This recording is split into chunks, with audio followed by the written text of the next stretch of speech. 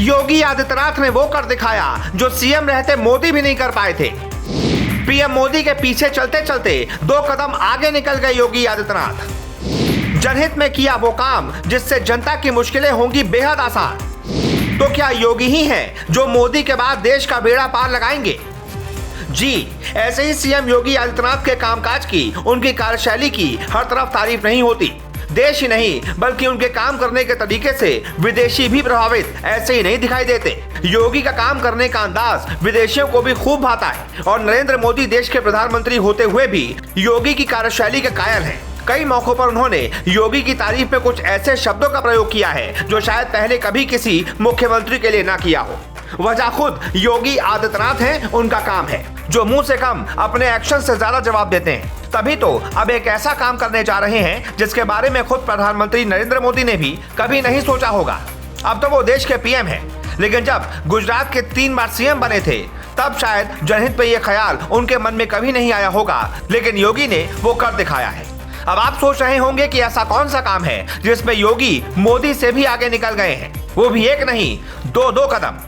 दरअसल योगी ने अब अपने प्रदेश में प्रॉपर्टी की रजिस्ट्री के लिए आपकी राह आसान कर दी है। आपको रजिस्ट्री ऑफिस के बार चक्कर लगाने से बचा लिया है, क्योंकि फैसला खुद ऐसा है कि आप किसी भी तहसील में आप रजिस्ट्री करा सकते हैं। हो गए ना आप भी हैरान? उत्तर प्रदेश में रजिस्ट्री की प्रक्रिया को योगी सरकार ने बेहद आसान बना दिया है। अब किसी भी तहसील में जाकर आप अपनी संपत्ति की रजिस्ट्री करा सकेंगे। सोमवार से इसके लिए प्रक्रिया भी शुरू कर दी गई है।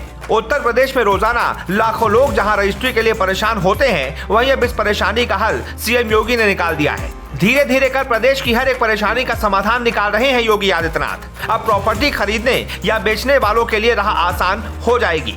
सीएम योगी ने रजिस्ट्री के काम और रजिस्ट्रेशन विभाग की बैठक में बड़ा बदलाव किया है। हालांकि सबसे पहले ये व्यवस्था 18 मंडलों में लागू होगी। सफल ट्रायल के बाद उत्तर प्रदेश की सभी तहसीलों में इसे लागू किया जाएगा। मतलब अगर आपको संपत्ति की रजिस्ट्री करानी है तो अपने पास की ही तहसील जाइए और आसानी से रजिस्ट्री कराइए। इससे पहले इसी से जुड़ी एक व्यवस्था को सीएम योगी ने सरल बनाया था। उन्होंने रिलेटिव सगे संबंधियों के रजिस्ट्री शुल्क को लेकर फैसला किया था। फैसला लिया था कि घर के किसी सदस्य के नाम संपत्ति की रजिस्ट्री कराने पर जो मोटा स्टैंप शुल्क लगता था वो अब नहीं लिया जाएगा। भारी भरकम शुल्क को सीएम योगी आदित्यनाथ ने खत्म कर दिया था।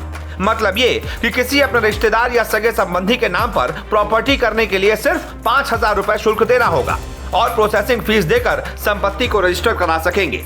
गिफ्ट डीड के दायरे में आने वालों में पिता, माता, पति, पत्नी, पुत्र, पुत्री, पुत्रवधू, दामाद, सगा भाई, सगी बहन, पुत्र और पुत्री के बेटे या बेटी शामिल होंगे। मतलब पहले भारी भरकम स्टैंप ड्यूटी से छुटकारा और उसके बाद रजिस्ट्री कराने के लिए रजिस्ट्रार ऑफिस के चक्कर लगाने से भी योगी आदित्यनाथ ने छुटकारा दिला दिया है। जिसके बाद यूपी की जनता के मुंह से निकल गया है, वाह, मुखिया हो, मुख्यमंत्री हो तो सिर्फ योगी जैसा। और ऐसा हो भी क्यों ना, भला बीजेपी के नेतृत्व वाले कौन से राज्य में ऐसा कोई फैसला लिया गया है और उस पर तत्काल एक्शन हुआ है? न ही मध्य प्रदेश, न उत्तराखंड, न गुजरात, न असम, इन सभी जगहों पर बीजेपी की सरकार है, लेकिन फैसला तो कोई भी योगी जैसा नहीं ले पाया।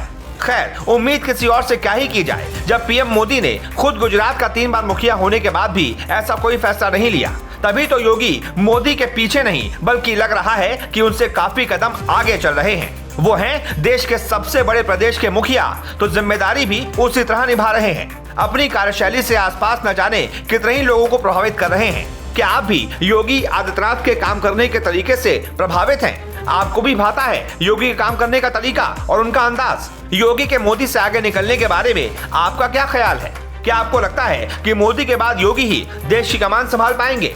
इस पर अपनी राय कमेंट करके जरूर बताइए और इस वीडियो को ज्यादा से ज्यादा शेयर कीजिए।